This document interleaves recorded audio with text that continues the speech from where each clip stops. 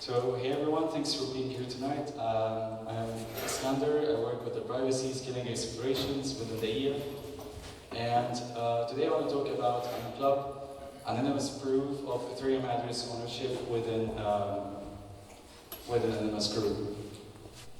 So the goal is to enable anonymous proof of membership of a unique set of Ethereum addresses. So I'm assuming here, like a background,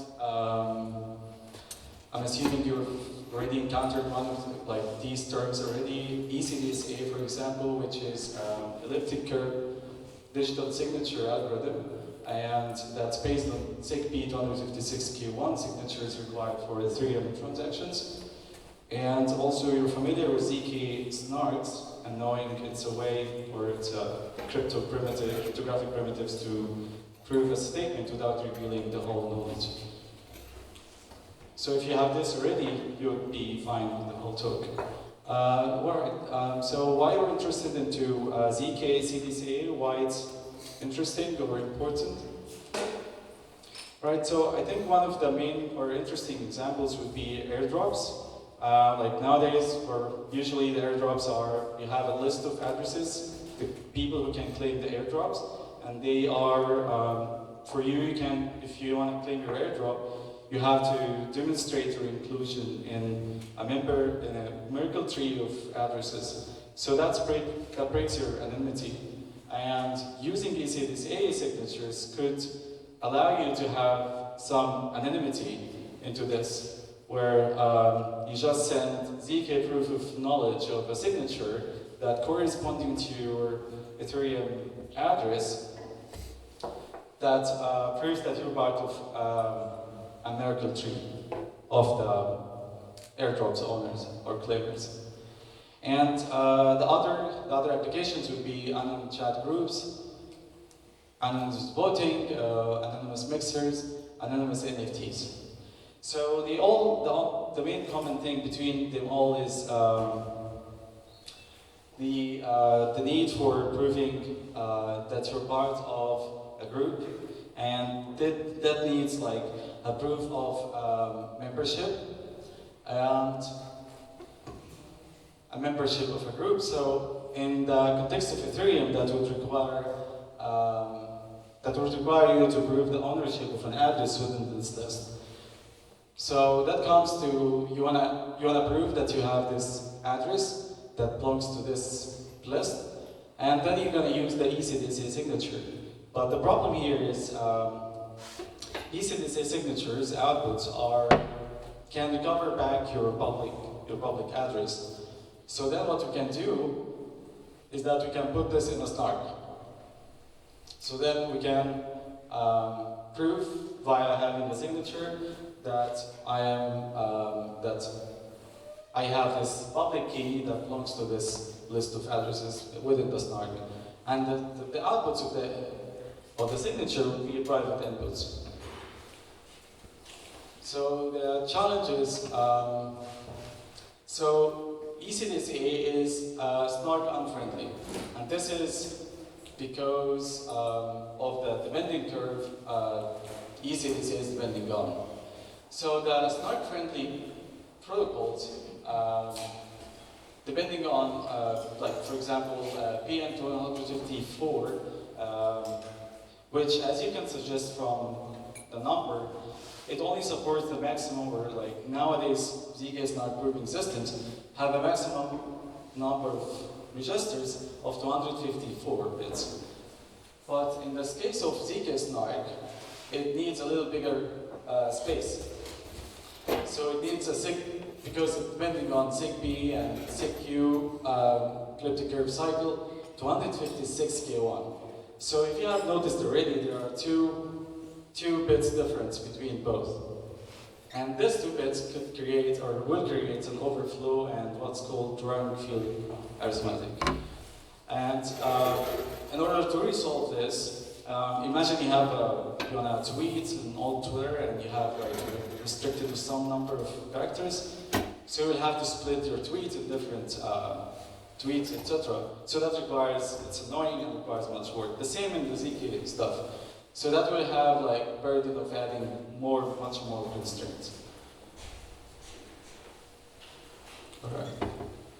So the tools before, or the work done before in this, so for example from OXPark they have implemented the first implementation circuit of Circum ECDSA, and as you see here, the time taken is not good because of what I've described already. This one field arithmetic that blocking the computations or making it more complicated. So it takes 5 minutes to generate a proof from the server. And then the other project was efficient ECDSA from Persona Lab, and they had made a research to optimize the equations or the operations that you do on the SIG-P256 curve in order to get back the public key. And their idea is to extract some public stuff outside of the snark and make them pre-compiled equations. So, and that was pretty good, like 1 minute. But the better or the most efficient solution we had until the moment is having the same efficient or optimized equations, but running them on a Spartan backend snark system. I will get back to snark in a moment, or to Spartan in a moment. So first here they forked the Circum version to make it work with the SIG-P256 curve, and they resolved this right field arithmetic, and the solution was, or the result was it taking around 60 seconds, more or less, depending on your machine and the browser, without needing any servers. The lastly, Halo2Lib from Axiom, and they have also a library for supporting ECDSA, but we don't have benchmarking or time for that. Alright, so talking about Spartan, it's implemented from Microsoft, and it's a family of non-interactive zero-knowledge proofs, and it supports CK snarks for R1CS satisfiability. Doesn't require trusted setup, and can work with any elliptic curve, which what we need. So the benchmarks for the Spartan ECDSA, as I mentioned before, so it takes proving time around 60 seconds, and in Node.js 40 seconds, which is good. Alright, so I will show a live demo now running or generating a proof from created a listing or like a list of anonymous list owning ERC20, and I should prove that I am having an address or controlling an address part of this list.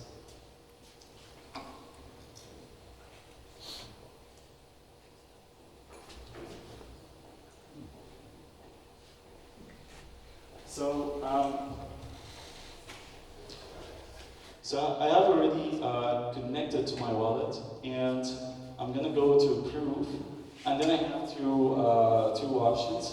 So whether I go to on-chain, which has a query server that supports Dune APIs and GraphQL APIs, that allows you to fetch all the addresses that you need to create your anonymous set. But I will choose the on a file which has already a file of addresses that I've already generated before.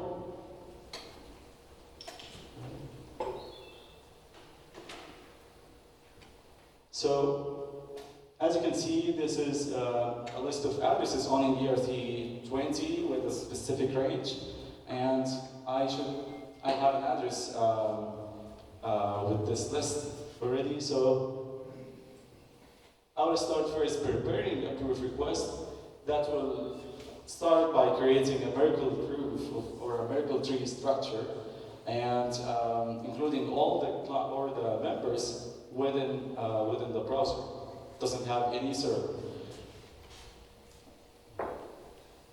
And then I'll add just a message or any random message, and we'll sign it.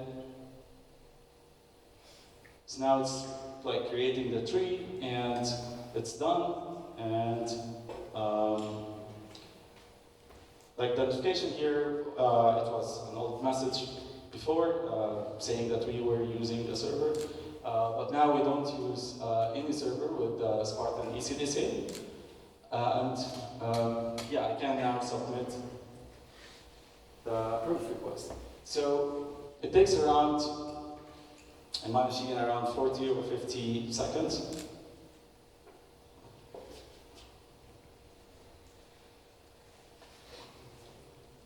And that is the proof of having, having an address belonging to this list.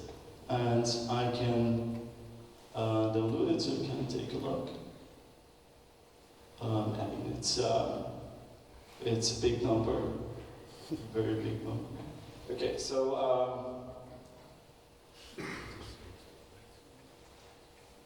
all these console logs are were popping out from the Rust wasm code, and I'll jump the next slide into how this is built or what's running behind the screen.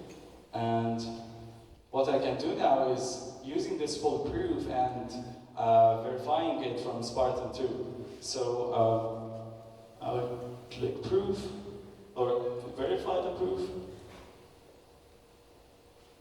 And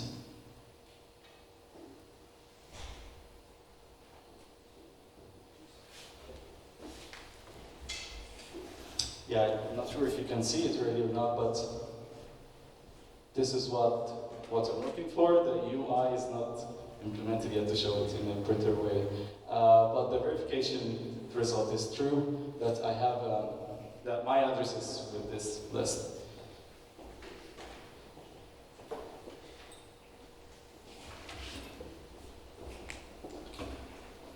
So how this is built, so first I mentioned there's this query server where you can just put any address of any NFT or any ERC20 and start setting the range, and then it will fetch all the addresses on in that range.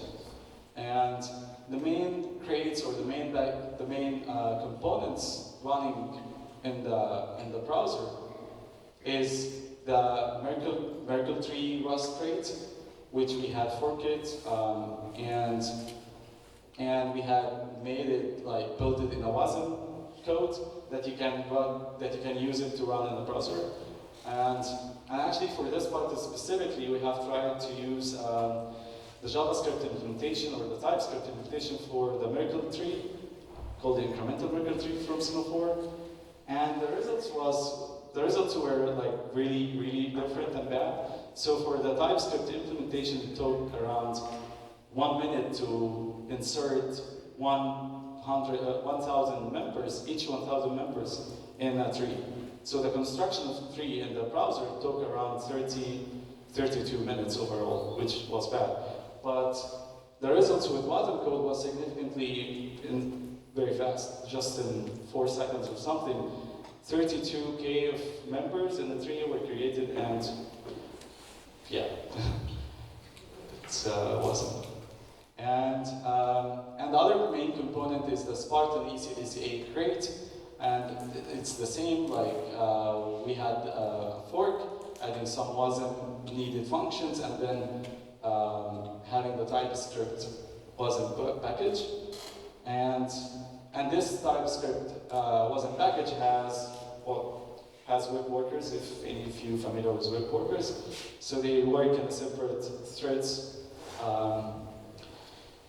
And the whole workers or the post workers are working directly in a browser without, again, needing any browser. So what's next? Is a very interesting part of this scheme is adding the nullifier part. So imagine you want to block a user to claim the airdrop twice. So you need a nullifier thing. Imagine it's like the nouns for transactions. So the nullifier should have some properties. It should be deterministic, it should be unique, etc. But this is what we're working on now. And already there is a very promising there's very, very promising schema for or project for supporting the nullifier in like as what we expect, but still it's which is called Pro, but still it's in progress. It has already in progress ERC and a PR for integrating this new nullifier scheme inside wallets like MetaMask. Yeah, I think that's the QR code for the GitHub. So if you're interested in the nullifier specifically, you can reach out and start contributing. And thank you.